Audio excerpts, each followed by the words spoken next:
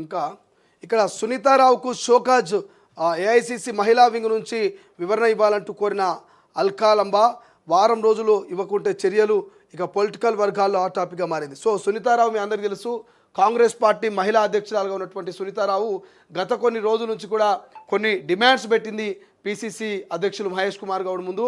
ఇప్పుడు ఏదైతే పిసిసి కార్యవర్గ విస్తరణలో భాగంగా మా మహిళా కాంగ్రెస్కు మరి కొన్ని జనరల్ సెక్రటరీలు, ఓ వైస్ ప్రెసిడెంట్లు ఇవ్వాల్సినటువంటి అవసరం ఉంది, ఖచ్చితంగా మీరు ఇవ్వాలి, కొన్ని డీసీసీలు ఇవ్వాలి జిల్లాలో అని చెప్పేసి ఆమె ఫైట్ చేస్తూ ఉంది. సో ఫైట్లో భాగంగా ఇటు పిసిసి వర్గము, అటు మరి సునీతారావు వర్గం ఇద్దరి మధ్య కొంత మాటల యుద్ధం అయితే పెరిగింది. ఈ నేపథ్యంలో పిసిసి ఫిర్యాదుల మేరకు కాంగ్రెస్ పార్టీ మీద, పార్టీలో ఉన్నటువంటి కీలక నేతల మీద సునీతారావు చేసిన వ్యాఖ్యలకు వివరణ ఇవ్వాలంటూ మరి ఏఐసిసి మహిళా వింగ్ నుంచి ఆమెకు నోటీసులు అయితే వచ్చినాయి. వారం రోజుల్లో గడువిచ్చింది. వారం రోజులలో సునీతారావు పిసిసి మీద, ముఖ్యమంత్రి మీద, మరి ఇతర నాయకుల మీద ఎందుకు ఈ రకంగా ఎలిగేషన్ చేసింది, పార్టీకి డ్యామేజ్ అయ్యే విధంగా మరి దాని మీద వివరణ ఇవ్వాలి, లేకపోతే వేరే విధంగా చర్యలు తీసుకుంటామంటూ అయితే మరి ఆమెకు నోటీసులు వచ్చినాయి. బట్ ఈ నోటీసులకు సునీతారావు స్పందిస్తుందా లేదా, ఈ షోకాజ్ నోటీస్ మీద ఆమె రిప్లై ఇస్తుందా లేదా చూడాల్సిన అవసరం ఉంది. బట్ ఏదేమైనా కాంగ్రెస్ పార్టీ కొన్ని అంశాలలో దూకుడుగా వ్యవహరిస్తూ ఉంది, కొన్ని తప్పుడు నిర్ణయాలు తీసుకుంటుంది అనేది ఒకటి అర్థమవుతా ఉంది. ఎందుకంటే ఇలా సునీతారావు విషయం ఒక్కటే కాదు, చాలా అంశాలు ఉన్నాయి. కాంగ్రెస్ పార్టీ 10 ఏళ్ళు ప్రతిపక్షంలో ఉన్నప్పుడు ఈ 10 ఏళ్ల ప్రతిపక్షంలో ఎంతోమంది, సునీతారావు లాంటి వాళ్ళు ఎంతోమంది పార్టీ కోసం కష్టపడ్డారు.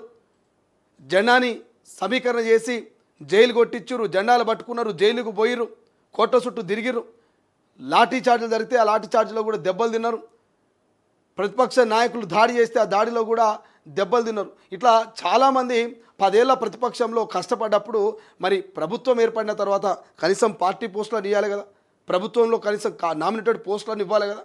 సో ఈ రెండు ఇవ్వనప్పుడు మరి ఇట్లా ఆవేదన వ్యక్తం అవుతుంది. సునీతారావు ఏమంటుంది, నాకు పదవి ఇవ్వకున్నా సరే కానీ నన్ను నమ్ముకున్నటువంటి మహిళా కాంగ్రెస్ నేతలు ఉంటారు కదా, వాళ్ళకి పదవులు ఇవ్వాలి కదా, 10 ఏళ్ళు వాళ్ళు కష్టపడ్డరు, మరి కష్టపడ్డటువంటి వారికి కనీసం ప్రభుత్వంలో నామినేటెడ్ పోస్టులు ఇవ్వనప్పుడు మరి పార్టీలో ఉన్నటువంటి కార్యవర్గ విస్తరణలో వాళ్ళకు డీసీసీలో, లేకపోతే జనరల్ సెక్రటరీలో, వైస్ ప్రెసిడెంట్లో ఇవ్వాలి కదా, ఇవ్వకపోతే నెక్స్ట్ ఎన్నికలకు వాళ్ళు ఎట్లా పనిచేస్తారు, రేపు రాబోయే జిహెచ్ఎంసీ ఎన్నికల్లో వాళ్ళు ఎట్లా పనిచేస్తారు అనేది సునీతారావు ప్రశ్న. బట్ నేను అడుగుతా ఉన్నా ఇవాళ కాంగ్రెస్ పార్టీని నేను అడుగుతా ఉన్నా, 18 నెలలు అవుతుంది కాంగ్రెస్ పార్టీ వచ్చి, కాంగ్రెస్ పార్టీ అధికారంలోకి వచ్చి 18 నెలలు అవుతుంది. ఈ 18 నెలల్లో ఎందుకు మీరు పిసిసి కార్యవర్గ విస్తరణ చేయలేకపోయారు, ఎందుకు నామినేటెడ్ పోస్టులు ఇవ్వలేకపోయారు? 10 ఏళ్ళు ప్రతిపక్షంలో ఉండి మరి ఎన్నో కేసులు ఎదుర్కొని, ఎన్నో దెబ్బలు తిని, ప్రతిపక్షాల నుంచి ఎన్నో కామెంట్స్, ఎన్నో చివాట్లు, ఇట్లా చాలా సంఘటనలు. ఫర్ ఎగ్జాంపుల్ మనం ఇక్కడ అదేదో ఉంది నియోజకవర్గం, తుంగతుర్తి నియోజకవర్గంలో ఇంతకుముందు అడ్వకేట్ యుగేందర్ అని ఉండే, తుంగతుర్తి కానీ అది. సో తుంగతుర్తి నియోజకవర్గం నాకు తెలిసి 2 ఏళ్ళు అయింది అనుకుంటా. 2 సంవత్సరాల కింద తుంగతుర్తి నియోజకవర్గంలో అడ్వకేట్ యుగేందర్ అనే ఒక యువకుడు మరి అప్పుడు అధికారంలో ఉన్నటువంటి బీఆర్ఎస్ పార్టీలో జరుగుతున్నటువంటి అవినీతి అక్రమాలని బయటపెట్టి, దళిత బంధుల మోసాలు, తుంగతుర్తిలో ఇసుక మాఫియాకు సంబంధించి అన్ని ఆధారాలు బయటపెట్టినటువంటి నేపథ్యంలో ఆ అడ్వకేట్ యుగేందర్ని కాంగ్రెస్ పార్టీ నాయకుడు ఆయనను పొట్టు కొట్టింది ఎక్కడికక్కడ. ఆయన ఈ పంతా కూడా మరి ఎర్రగా కమిలిపోయి దవాఖానలో పడితే అప్పుడు పీసీసీగా ఉన్నటువంటి రేవంత్ రెడ్డి గారు ఆయనకు ఫోన్ చేసి భరోసానిచ్చారు, ప్రభుత్వం మనదే వస్తుంది మిత్రమా, మీలాంటి కష్టపడ్డోళ్లకు, మీలాంటి పార్టీ కోసము ఇంత త్యాగం చేస్తున్న వాళ్ళు ఖచ్చితంగా పార్టీ హక్కును చేర్చుకుంటుందని చెప్పేసి గతంలో చెప్పారు. అట్లా అడ్వకేట్ యుగేందర్ కావచ్చు, ఇంకా చాలామంది. అదే తుంగతుర్తిలో ఇంకొక ఆయనకు షోకాజ్ నోటీసులు ఇచ్చారు. పార్టీ కోసం కష్టపడ్డటువంటి ఒక వ్యక్తికి తుంగతుర్తిలో నోటీసులు ఇచ్చారు. అంటే ఇట్లా పార్టీ మరి కష్టపడ్డోళ్ళను కష్టకాలంలో మరి వాళ్ళ వీపులు బలగొట్టుకొని జైలుకు పోయి వాళ్ళ కుటుంబాలకు దూరంగా ఉండి ప్రతిపక్షాల నుంచి విమర్శలు పొందిన వాళ్ళకు మరి ఎందుకు పార్టీలో ఎందుకు పదవి ఇవ్వట్లేదు?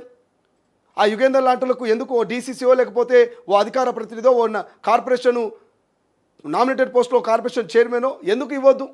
ఇట్లా చాలామంది ఉన్నారు. ఒక యుగేందర్ అని కాదు, ఒక సునీతారావు అని కాదు, ఇట్లా చెప్పుకుంటే పోతే పార్టీలో కష్టపడేటువంటి నాయకులు ఎందుకో ఉన్నారు. మానవతరాయ్, కాంగ్రెస్ పార్టీని మొదటి నుంచి నమ్ముకున్నటువంటి మానవతరాయ్ ఉన్నాడు, ఆ చరగాని దయాకర్ ఉన్నాడు, ఇక్కడ మరి సామా రామ్మోహన్ రెడ్డి ఉన్నాడు, ఇక్కడ చెప్పుకుంటూ పోతే చరణ్ కౌశిక్ యాదవ్ ఉన్నాడు, లోకేష్ యాదవ్ ఉన్నాడు. ఇట్లా చెప్పుకుంటూ పోతే ఎంతోమంది యువకులు ఈ 10 ఏళ్ల పాటు ప్రతిపక్షంలో ఉండి కొట్లాడి మరి ఇప్పుడు అధికారంలోకి వచ్చినాక కూడా ప్రతిపక్షంలో ఉండాలంటే వాళ్ళు ఉంటారా?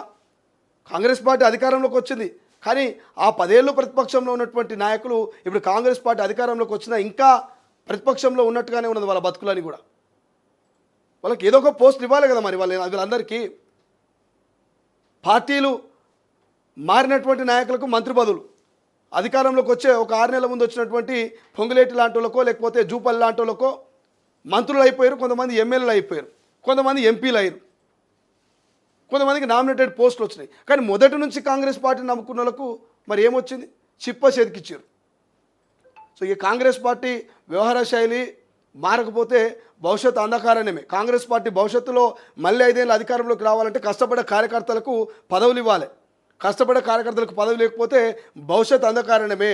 భవిష్యత్తు మళ్ళీ ఏ బీజేపీ ఏ బీఆర్ఎస్ చేతిలోనో తెలంగాణ ప్రజలు పెడతారు.